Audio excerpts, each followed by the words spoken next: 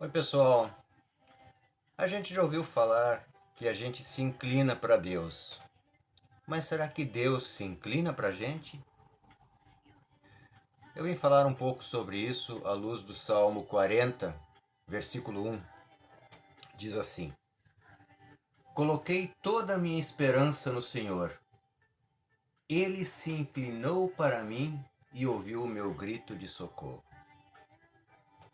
Toda a minha esperança eu coloquei no Senhor, diz esta palavra. Toda a minha esperança. Não parte dela, mas toda a esperança. Tem um ditado popular que diz que a gente não deve colocar todos os ovos na mesma cesta, significando dizer que a gente não deve aportar todos os nossos recursos num único local, mas a gente deve diversificar nossas apostas de recursos. Olhando para o lado da fé e para o lado psicológico, muita gente age assim, de acordo com esse ditado. Eles também são uma espécie de multifé. Fazem uma fezinha para vários santos ou rezam para vários santos. Mas o que essa palavra nos diz é: um depositário só deve ser o nosso mote, deve ser o destino da nossa esperança. Coloquei no Senhor toda a minha esperança. Uma vez Jesus ensinava e falava algumas palavras um pouco mais duras, no sentido de comprometimento, e muitas pessoas foram embora daquelas que estavam ouvindo a ele, que faziam eventualmente parte do círculo de discípulos, além daqueles 12 tradicionais, depois enviados como apóstolos, que a gente conhece. Diante dessas palavras mais duras, mais enfáticas de Jesus, mais de comprometimento para com ele, muitos foram embora. E Jesus perguntou aos seus 12 discípulos tradicionais: Vocês querem ir embora também? Ao que Pedro respondeu: Para quem nós iremos? Tu tens palavras de vida eterna. Me chama a atenção isso. Não só a pergunta para quem nós iremos, como uma pergunta retórica, cuja resposta já está implícita, mas tu tens palavras de vida eterna. Vida eterna, naquele conceito, naquele tempo e naquela conjectura, significava uma englobada de toda a existência, ou seja, era algo fundamental, essencial, sem o qual eles não cogitavam mais viver. E eles diziam: Tu tens essas palavras que nos dão significado por inteiro e que nos catapultam à eternidade. Tu tens palavras de vida eterna. Veja que Pedro não disse só tu tens palavras de vida eterna como uma alternativa a outros mestres. Ou seja, ele não disse assim, também tu tens palavras de vida eterna. Tu és um grande mestre, assim como há outros. Ele não disse, estamos tendo a nossa referência em ti, porque escolhemos a ti, e sabemos que Jesus havia dito que não eram eles que o haviam escolhido, mas que Jesus os havia escolhido. Pedro não disse também, tu és maior do que os outros. Pedro dizia, só tu, depositando toda a sua esperança de vida eterna, de existência, de completude, de sentido e significado de vida em Jesus. Tu tens palavras de vida eterna. Se alinha muito essa expressão de Pedro a este salmo que a gente está trabalhando hoje, que diz que foi colocada toda a sua esperança no Senhor. Pedro, ele não argumentou, Pedro não fez comparativos, Pedro não fez um comparativo de grandeza entre Jesus e outros mestres, sejam mestres daquele tempo, ou a gente poderia pensar mestres de outros tempos, não. Pedro disse, só tu, para quem nós iremos? Isto me faz lembrar de mim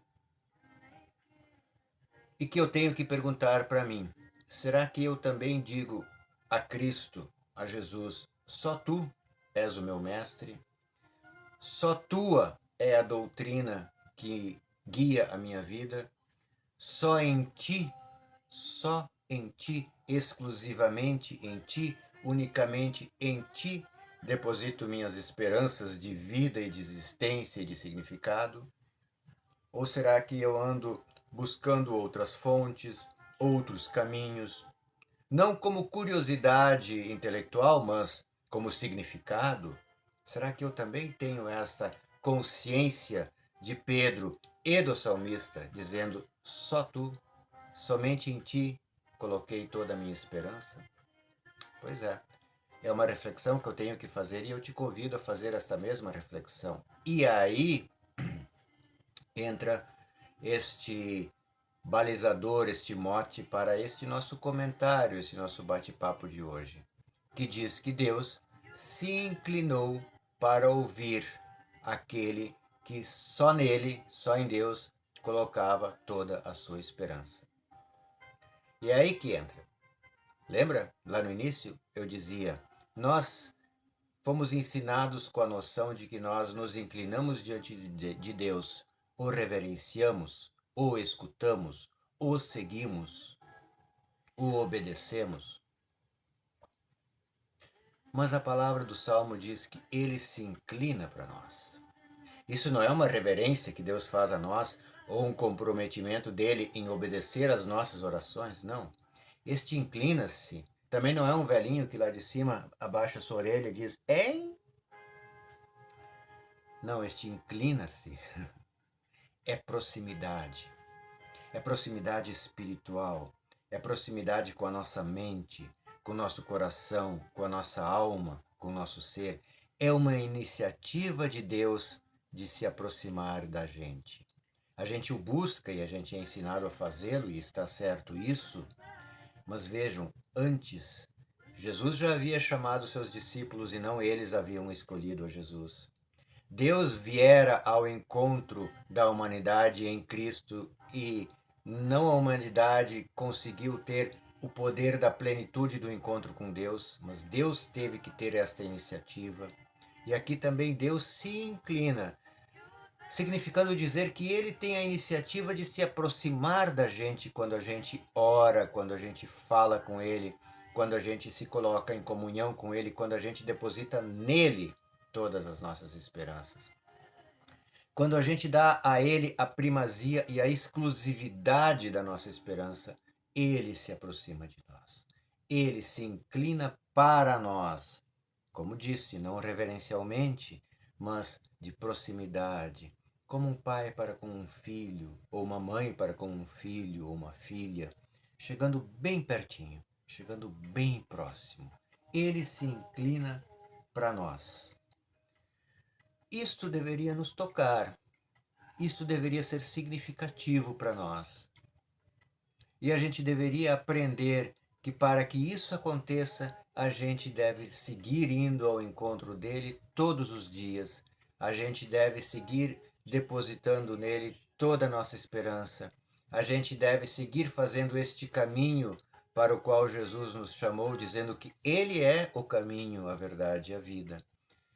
A gente precisa corresponder a esta proximidade, a este inclinar-se de Deus em nossa direção. Eu faço isso? É a pergunta que eu tenho que me fazer. Eu me inclino diante de Deus no sentido de colocar nele tudo, todo o significado da minha vida. Eu me inclino diante do Senhor, ficando aos seus pés, significando dizer que Ele é o meu mestre, e eu aprendo com Ele sobre o Evangelho e do Evangelho, e coloco em prática isso todos os dias da minha vida, procurando corrigir as minhas ações e minhas reações e as minhas atitudes, as minhas palavras, meus gestos, meu jeito de ser, meu jeito de viver, meu modo de vida, de acordo com o Evangelho. Isto faz com que o Senhor se aproxime de nós. Isto faz com que este movimento que a gente faz em direção a Ele seja uma resposta grata, dizendo: obrigado, Senhor, eu também me aproximo de Ti e eu quero buscar-te, porque eu sei que o Senhor tem se aproximado de mim e o Senhor tem me buscado para junto de si, para junto de si, para a eternidade, para o significado máximo, para a existência plena junto a Ele. Bom, era isso que eu queria compartilhar hoje. Oro pedindo sempre que Deus siga nos abençoando a todos. Tchau, tchau.